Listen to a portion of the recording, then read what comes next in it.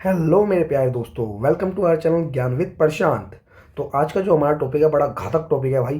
तो ये हमारे टॉपिक का जो मेन मुद्दा मैंने रखा है ये है भाई, अब बिगेस्ट प्रॉब्लम ऑफ इंडिया। तो बिगेस्ट प्रॉब्लम क्या है कि जो इंडिया की जो पॉपुलेशन है ना भाई, उसने सरपास कर दिया भाई चाइना की पॉपुलेशन को।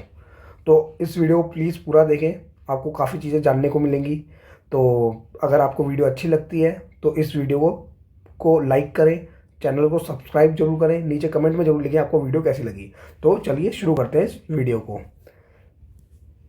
तो भाई कहता है कि India will surpass China to become the world's most populous nation with 142.86 crore people according to the latest UN data.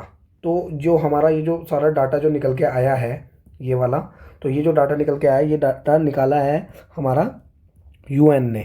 तो यूएन ने ये डाटा निकाला है। इस डाटे के अंदर हमें ये पता लगा है कि पहले आपको पता ही था कि दुनिया की सबसे ज़्यादा मतलब पॉपुलस जो कंट्री है वो थी चाइना।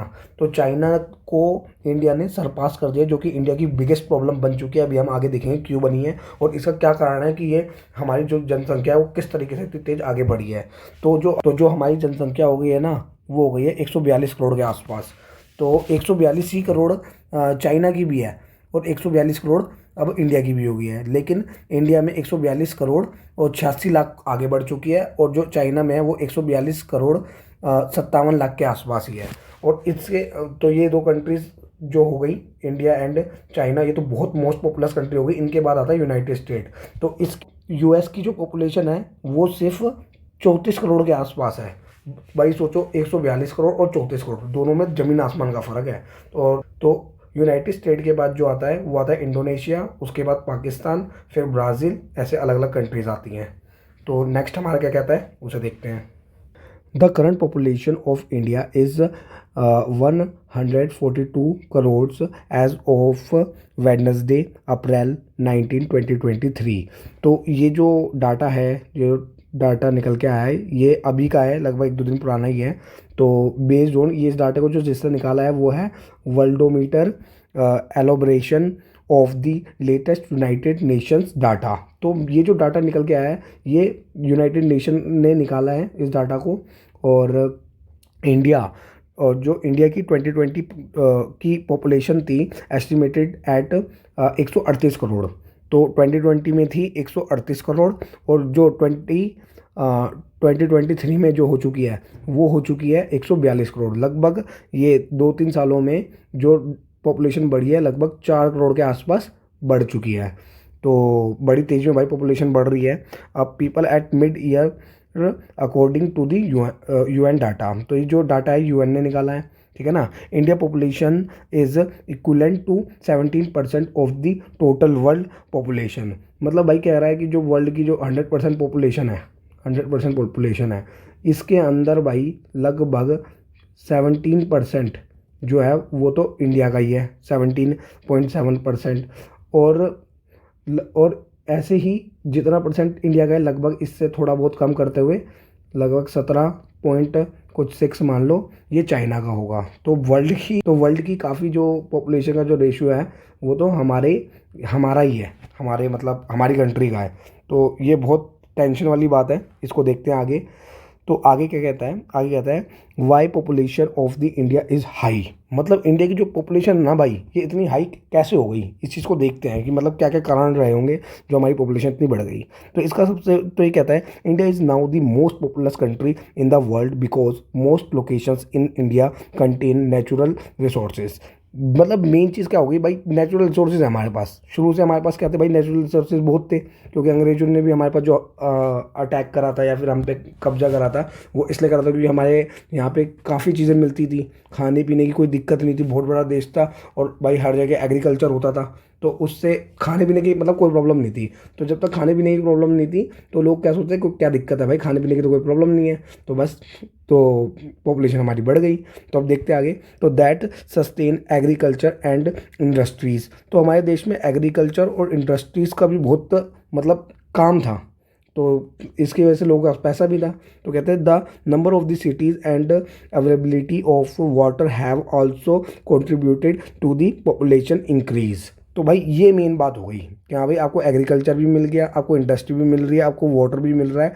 तो ये सारी चीज़ें कंट्रीब्यूट कर रही हैं किसके अंदर, क्या भाई पॉपुलेशन इंक्रीज करने के अंदर। तो इस चीज़ को जैसे एक एग्जांपल से समझते हैं। एक मानो एक आदमी था, उसके पास 100 बीघा ज़मीन है, 100 बीघा ज़मीन है। अब उस बंदे ने क्या करा, अपनी एक शादी कर ली उसने। तो शादी करने के बाद अपनी वाइफ से उसके लगभग, मानो उस टाइम पे भाई 4 4 बच्चे होते थे। ये लगभग 1991 से मैं अब तक की बात अगर देखूँ तो 2 से 4 बच्चे हुए, 1 2 3 4। अब इन चारों बच्चों का को कोई दिक्कत नहीं थी भाई, क्योंकि इसके इसके जो पापा थे, इनके पास भाई 100 बीघा ज़मीन थी। 100 बीघा ज़मीन थी, तो इन्होंने बोला भाई मैं आराम से खेती करूँगा, अगर तो खेती करने के बाद इतना तो कम उगाई लूँगा कि चारों बच्चे मेरे खा पाएँ। तो फिर अब ये बहुत मतलब फिर ये इनकी एज हो गई। अब जब इनकी एज हो गई तो चारों बच्चे भी बड़े हो गए, इनकी भी वाइफ आ गई। तो ये 4 प्लस इनकी 4 वाइफ, तो ये 8 हो गए। अब इनकी 4 वाइफ से लगभग हर किसी, अगर मैं ज़्यादा ना मानूँ, आज के टाइम में हर किसी के 2 2 बच्चे तो होते ही हैं। तो 2 2 बच्चे, तो हर किसी के 2 2 बच्चे। तो ये जो जनसंख्या, अभी ये जो प्रॉपर्टी 100% थी, यहाँ पे आके इनकी 4 बच्चों में बटी प्रॉपर। तो हर किसी के पास लगभग 25 25 बीघा हर किसी के पास आया। अब जब ये 25 25 बीघा आया, तो ये इन्होंने क्या करा, पहले तो इनके पास तो 100 बीघा थी। इन्होंने सोचा भाई मैं अपने 4 बच्चे करूँगा, कोई दिक्कत नहीं, आराम से खा लूँगा मैं तो। लेकिन जब इनके बच्चों के पास ये ज़मीन बटी, तो जो इनके बच्चे थे, इनके पास सिर्फ आई 25 25 बीघा। तो अब वो 25 बीघा इन 2 बच्चों में बटेगी भाई, जो कि बहुत मुश्किल है। तो वो इतना जुगाड़ कर ही नहीं पाएंगे कि वो खा पाएँ। तो वो अपनी खेती को छोड़कर वो लोग इंडस्ट्री की तरफ आगे बढ़ गए, और बहुत प्रॉब्लम्स इन्हें फेस करनी पड़ी। मतलब ये कहने का मतलब ये है, पॉपुलेशन जो बढ़ने का कारण था वो ये था, शुरू में हमारे पास साधन कम थे, मतलब ज़्यादा दिक्कत नहीं थी, ज़मीनें बहुत थी लोगों के पास, खाने पीने का खुद ही वो जुगाड़ कर लेते थे। तो उस टाइम पे तो उन्होंने पॉपुलेशन बढ़ा ली। अब जैसे जैसे इतनी सारी पॉपुलेशन बढ़ गई, तो आगे जाके भाई जो एक बंदे के पास थी 100% ज़मीन थी, वो एंड में जाके भाई 25% गया। 25% तो उसके बेटे के पास आई, एक बेटे के पास। अब उसमें भी जब उनके 2 बच्चे हैं, तो उसके भाई 12.5%, 12.5 बीघा, तो जो तो कुछ नहीं होती। तो भाई मेन कारण यही है कि आज के टाइम में जो हमें इतनी बड़ी पॉपुलेशन का जो हो गई है, उसका जो हमें देखना पड़ रहा है भाई। जो जैसे हमारी सिटीज़, हमारे आसपास ही देख लो, एक घर में लगभग पता नहीं 15 20 बंदे तो नॉर्मल मिल ही जाएंगे। तो और जो कि नाम क्या है, पहले जिसमें हमारे दादा दादी इकलौते रहते थे पूरे घर में, आज उस घर में लगभग 20 से 25 बंदों की जनसंख्या मिल जाएगी। तो अब नेक्स्ट जो हमारा चीज़ कहलाती है वो है largest populace cities in India. तो भाई अभी तो हमने वर्ल्ड के लिए पढ़ रहे थे, अब हम पढ़ेंगे populace city in India. Main populace city कौन कौन सी है। तो भाई इसमें अगर हम देखेंगे, तो सबसे जो मेन है वो है आपका मुंबई। मुंबई में जो जनसंख्या है वो लगभग 12 मिलियन के आसपास है, लगभग 12 मिलियन, मतलब 1 करोड़ 20 लाख के आसपास। तो उसके बाद जो जनसंख्या आती है हमारी, आती है दिल्ली की। तो जो कि है लगभग कितनी, ये हो गई 1 करोड़ 10 लाख के आसपास, ठीक है ना। तो इसके बाद जो जनसंख्या, तो ये कहता है कि over more than 50 urban areas in India with the population of more than 1 million, मतलब लगभग 50 अर्बन कम सिटीज़ हैं हमारे यहाँ पे, एरियाज़ हैं जहाँ पर 10 लाख से भी ज़्यादा लोग रहते हैं। भाई ये अपने आप में बहुत बड़ी बात हो गई कि अभी एक दिल्ली आपको पता है बहुत बड़ा नहीं है, लेकिन यहाँ पे भाई साहब 1 करोड़ 10 लाख लोग रहते हैं। तो भाई बहुत बड़ी बात हो गई। तो दिल्ली के बाद आ गया बेंगलोर, हैदराबाद, अहमदाबाद, चेन्नई, कोलकाता, सूरत, पुणे और कानपुर। ये बड़ी बड़ी सिटीज़ हैं हमारे इंडिया में, जहाँ पे बहुत लगभग 1 मिलियन से ज़्यादा लोग रहते हैं, ठीक है ना। यहाँ पे तो भाई 11 मिलियन है, यहाँ पे 12 मिलियन है, तो यहाँ पे 8 मिलियन है बेंगलुरु में। तो अब नेक्स्ट देखते हैं, नेक्स्ट क्या कहता है। तो नेक्स्ट कहता है कि भाई ओवर ओवर पॉपुलेशन प्रॉब्लम। अब जो मेन चीज़ है ना, ये इस चीज़ को देखो कि हाँ भाई पॉपुलेशन तो बढ़ गई। अब पॉपुलेशन बढ़ने के बाद जो ओवर पॉपुलेशन हो गई, इससे क्या क्या प्रॉब्लम्स क्रिएट हुई हैं।